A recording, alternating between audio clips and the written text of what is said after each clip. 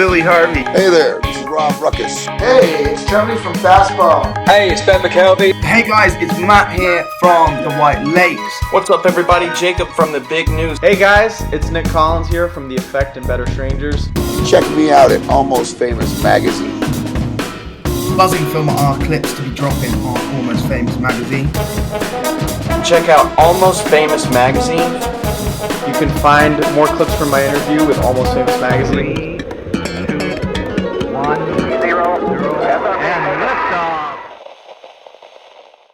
Absolutely. You know, and you kind of hit on, you know, what Brian brought into the band. And I think you said that Tommy was playing in a country western cover band, drumming in a country.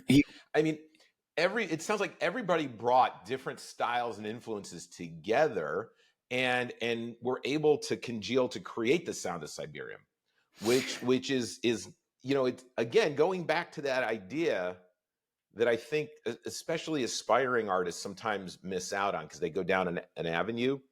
You brought people with a lot of different influences together to create one singular type of directed sound.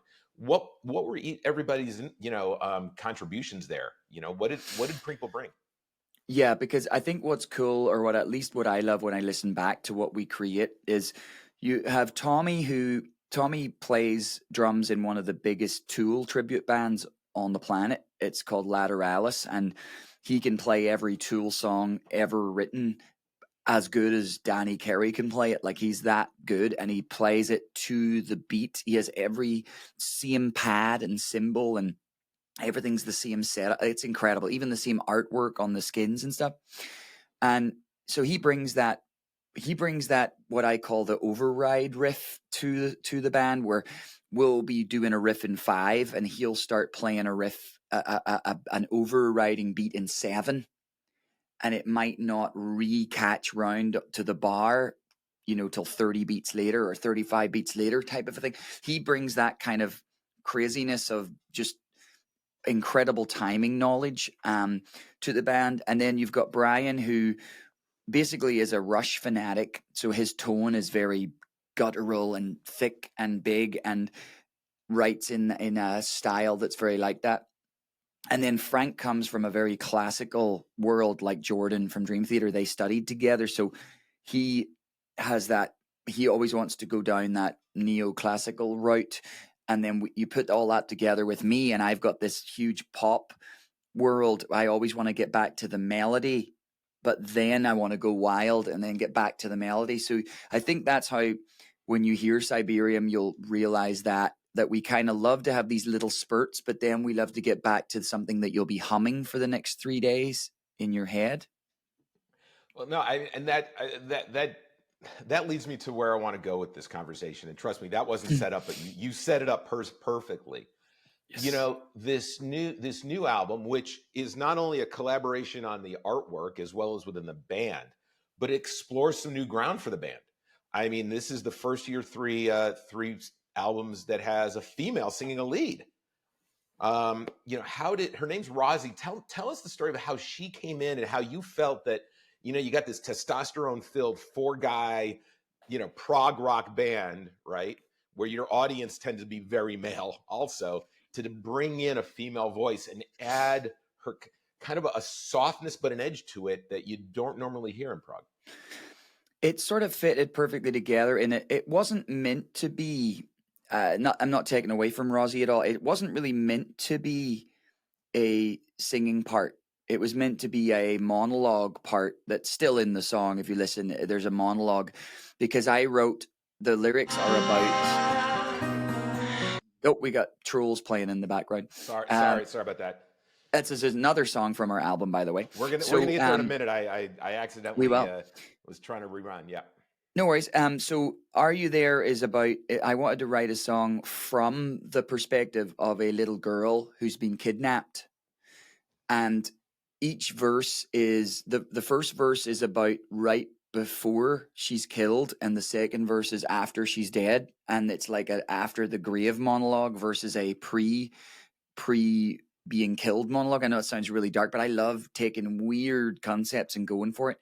And originally I was going to have my daughter Rosalind, who's also Rosie, do the the monologue, but I realized that it would have sounded almost too fake if it was a little girl's, really young girl's voice. And then Brian was like, why don't we have Rosie do it, as in his stepdaughter do it, who's 15 and an incredible talent on her own. She's just released her own music too, which Brian produced for her. Wonderful artist on her own right. But we had her do the monologue and then had her sing the "Are You There" lines, the kind of spooky things that we added in. And it's meant to sound spectral and kind of scary. So that's how that came about. And then it was like, oh, wow, she just sounds so good on this. We have to make sure we sprinkle those little parts. And it's actually the only Cyberiam song up until this point, too, that didn't really have a verse. You know, because we just used the monologues as the verses. I don't even sing until the chorus, and it's just like an almost pop rock kind of chorus too. It's very weird how that song comes together. No real guitar solo or anything like that. It's just a really well structured, we'd like to think at least, listenable song. Well, I'll tell you this, as an opener, you know, I don't know how you decided to sequence the album, but I thought, as listening to it as an opener, it was really dynamic and drew me in for the rest of the experience. I think if it was later in the album, it would have felt a little bit like an afterthought, but it really was like, hey, doing something different. It's not a traditional structure. There's, you know, you don't have a blazing guitar solo. You've got this different feel, and it gives you this sense of, wait a minute, this is really creative. I want more. Like, what's coming up next? So in my opinion, I think it was a great choice for the first song of the album. Yeah, and actually the riff in that is Frank's little baby in it. So the very start of it is something I always wanted to do with a sort of hit structure, kind of it's sort of a Dream Theater-y thing, I guess, where they kind of put structures. They call it, think they call it a folding riff, where it kind of gets closer and closer in on itself with beats. I'm not sure how to explain it really, but essentially that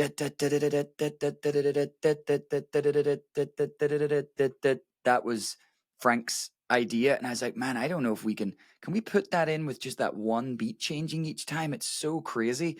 And I was like, of course we can. It's prog. Let's do it.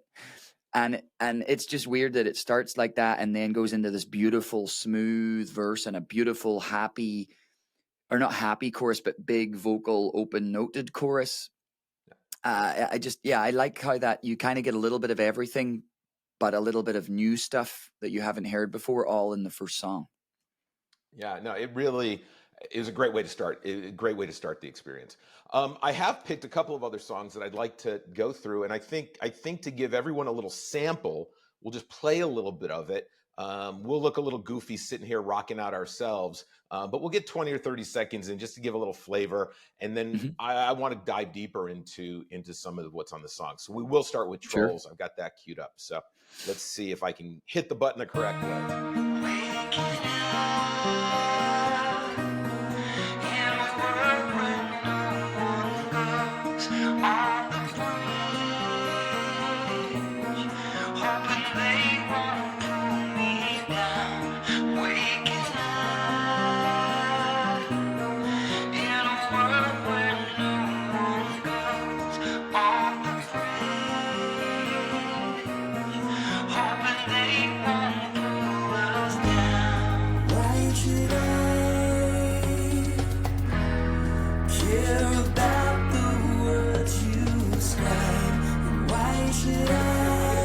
There because I want to dive into the ideas around this song, especially coming out of that first track, right? And the story behind it.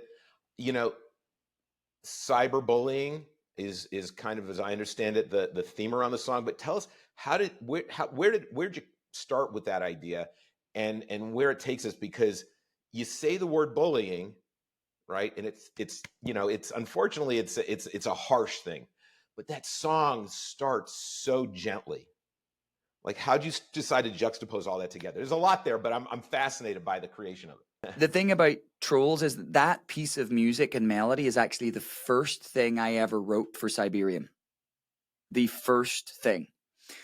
it's an E minor based riff, and every part of it is open, so the strings stay open while the chords change in between it. It's very cool, and the timing is really weird. It's like 4s, 6s, 5s, 7s, 4s back. It repeats, but the melody and the vocal melody and the guitar was the first thing I ever wrote, and we've always kind of sat on it thinking, yeah, we'll work on it, and then Brian for this one just was like, I have this idea for this, and I loved what he came up with the big chords, and that riff in the middle is to me just so badass.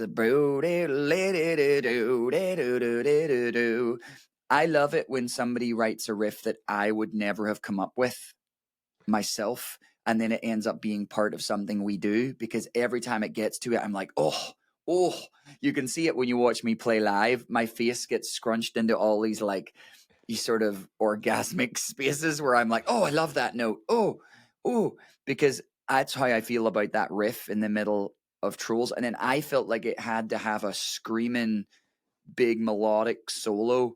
And I tried to write something that would challenge me too. So there's kind of a sweeping riff that keeps going and going up. And it took me a while to figure out how I wanted to finger it properly, but it's the subject matter that matters, though. You know, it's about trolls, basically online trolls, and just how ridiculous it's got that no matter how good a piece of product you put up, there's always one person who has to write something, right? I'll give you an example. We have our Sunset on Mars video up from our last album on YouTube.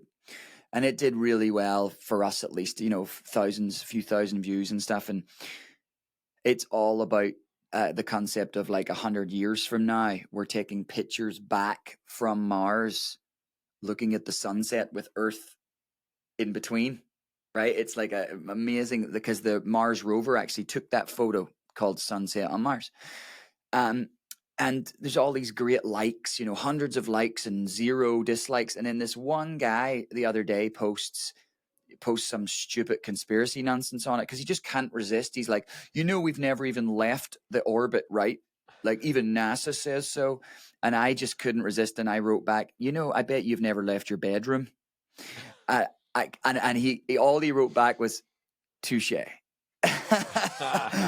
And I was like, wow, that just summed it up. Obviously, I'm not going to hurt. My feelings aren't going to get hurt. I'm past any of that point. But imagine being a young, like preteen or teenager nowadays and growing up in that world, having to deal with that. I can only imagine, because I didn't.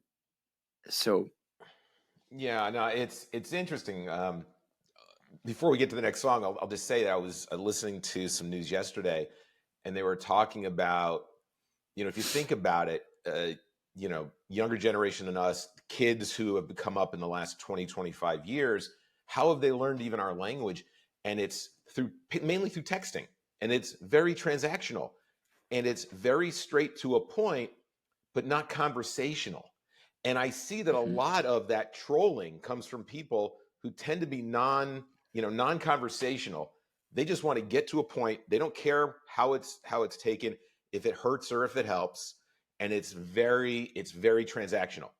It's just boom, and they go. The fact that guy actually said touche says a fair amount about him being able to even take the feedback. Because in this context that surprised of me. Transactional communication, you know, feedback is harder to take, especially when it's not the feedback that you want or expect. So I think that's gonna be a great song for you guys. I'm gonna queue up here. Let's see if I can do this. We were born in 77. We're not Generation X. We're Generation Less. The future's here, but what do we do now?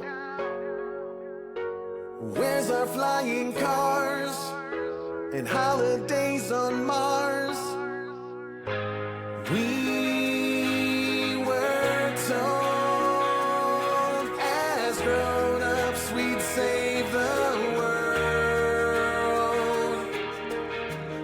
Seems to be a hope. We got to give them a snippet of the guitar riff here.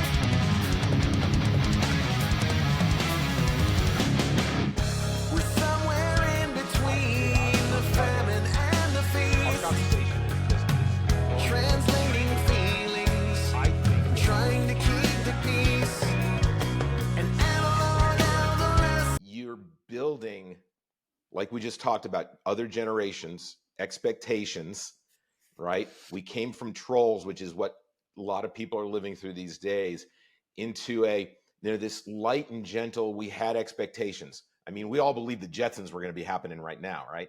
And then boom, hit your face that's not our reality. That's how that once you get into the guitars and the drums, you're just like, oh, these gentle promises. Oh, life's going to be great. Like all this stuff. And then we have all these hopes and promises, and then boom, the reality is most of our hopes and promises and dreams and don't even materialize, come crashing down on us. So that's what I'm getting out of it. Am I hitting it right? Am I getting it right on that song? You definitely are. And the other big thing that Brian wrote all of that song, give or take 95%, and I loved it so much that I said, it's done. Like, basically it was like, I think our input was just very minimal with, well, here's an example of how cool Brian is. That solo on the album was my first take overdub just to see what I would do. I mean, no joke. Literally it was, Beat It, Van Halen type of a moment where apparently he just walked in and did it. I literally just played that, like, how would I, thinking about what chords were coming in it, and I played it, and Brian was like, that's it. And I was like, are you sure? And I was like, should I throw maybe a little, when I do it for real, should I throw a little sort of a slight tone into it and stuff? And he's like, a slight sort of phasery sounds. He's like, yeah, I think that'd be really cool. That's basically my contribution to that, minus obviously producing it and making it sound how he imagined it, with that wonderful Rhodes tone that Frank has on that and stuff. So you're right on the thought behind the song, but it's also that about that little bracket of people that both me and Brian fall into, which is if you were born between 78 or 77 and 83, you are not a millennial or a Gen X. You are a Xenial. It's this one little grouping of people that had a completely analog childhood and then a completely digital adulthood. Essentially, my first cell phone that you could call a cell phone of anything was 18, right? And so we're in that weird world where we're just not quite, we're definitely not millennials, and we're definitely not Gen Xers. Gen X is that what it's called. We're somewhere in between, and that's what the lyrics are basically about, and how we've handled that massive change in lifestyle from my childhood and teens to what the current teenager is living through today. It's very, very nice lyrics. I'm very happy with that song, even though I'm not singing on it. Is my only regret. Well, no, and look, I think that one's going to be great live. I think it's going to really capture an audience. Hopefully, when you guys tour this album, you'll be throwing that into the set. We'll do one more, and then I still have dozens of questions, but we're gonna go down and listen to one more, because the album concludes with UnObtanium, and I want to give people everyone watching just a sample of that. We talked a little bit at the front, so if you're catching us in the middle, we'll catch you up on what UnObtanium is. But I want people to get a little sample of it, so let's give that one a shot.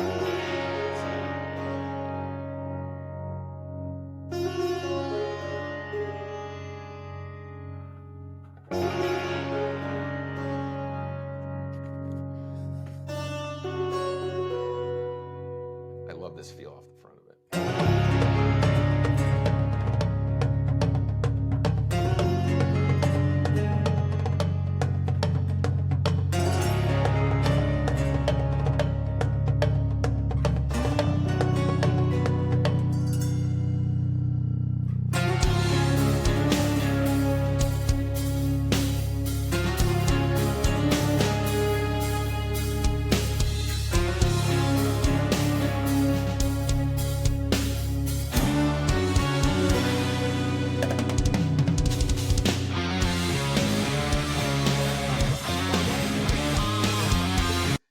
for me, it's interesting. We go through the album and we get to UnObtanium, which, you know, inadvertently has a sci-fi connection. And then it starts out, I mean, to me, and again, you have a drummer who came from country western, which is, you know, it's got this world feel. It's got like a Peter Gabriel-esque kind of feeling toward the beginning of it, right? Like a South African rhythmic vibe. And then you bring in some strings and it sounds a little Southeast Asian. And it just keeps kind of building in a sci-fi kind of way, unintentionally, when you were not realizing that UnObtanium was a plot point in Avatar. Yeah, I had no idea until I was told after the fact. You know, like we were saying earlier, the UnObtanium is just a metaphor, and it's for that thing we all strive for. We all have something we're trying to get that we can't ever really reach. And if we do, and the few people that do reach their UnObtanium, the second they achieve or get whatever it is they want, something else becomes their UnObtanium. So there's always an UnObtanium in everybody's life, whether it's a certain goal of likes nowadays, or you know, or whatever, or it's a guitar you've always wanted, or it's a you know, some book you've always wanted to write, whatever it may be. Everybody has one, and I really liked writing the lyrics for this song because, well, also because I love the melody line in this song. It's very dark, and as you say, it's sort of Egyptianish, kind of. It's got an Egyptian-y feel. You know, it's very, and so the whole song is, again, it's obviously the epic too, because the difference with this album is we decided to take all of the best parts of our previous albums, but make the songs shorter on purpose, with vinyl in mind, of course, and also that we just wanted to have 5 to 6 minute songs versus 9 to 10, like every song nearly ends up being when we write it, you know. So it was nice to have the one song we could just go, no, we want to do more of this part, you know. Yeah. You know, you just mentioned the vinyl aspect and keeping it tight for vinyl. But as you guys just mentioned on your socials, I think within the last couple of days, for those who don't have a turntable, if they purchase UnObtanium digitally, they get a bonus surprise. Tell us about that. Yeah, actually, there's 2 cool surprises right now. A friend of ours, I want to give a big shout out to Mark and Rena Monforti at progrock.com. They heard basically just a budgeting thing for us. It's like we're all so busy and we all have other projects that we're funding.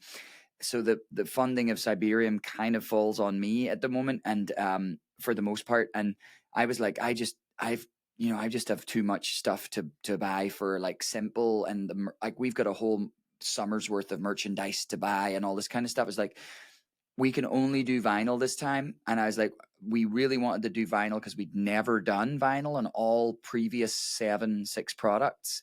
So it was like, let's just do vinyl and digital. And that was the plan. But thanks to Mark, he decided, no, we got to change this. So he actually bought the vinyl or the CDs for us to sell for us. So essentially we're already paid up, and it's great and it's amazing thanks to him, because he believes in the band so strongly. He is selling those and for us. So it's incredible. So now we not only have the CDs where you get the Wrong Turn as the bonus track, but the digital seal also has the bonus track. And if I'm not mistaken, if you buy the vinyl or the CD, you get the digital for free anyway. Oh, cool. I think, don't quote me on that, but it's all on the Bandcamp, which is where you should go, you know, the Cyberiam.bandcamp.com. It's all on there. That's sort of Brian's realm still. I haven't delved in as much other than to do the artwork for it. So I do believe that you're getting a pretty good deal regardless of which one you get, you know. And I'll drop the links for all your socials and Bandcamp and all that stuff down in the description below. So you're looking at the lovely Keith Semple, but look below him for that information so you can connect with him. Don't go too far down. I'm not wearing anything from the waist down. I'm just letting you know. So let's talk about touring the album. Are you guys hitting the road this summer? Are we going to get a chance to see you guys in a bunch of cities around the country? Not summer. The again, all of our schedules get in the way of this band because we're successful in other formats.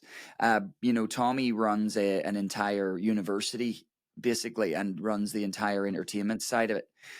Brian has a full-time job now. Frank is a principal at a huge school in Chicago. And obviously I'm music all the time. So to find time to do it is really tough.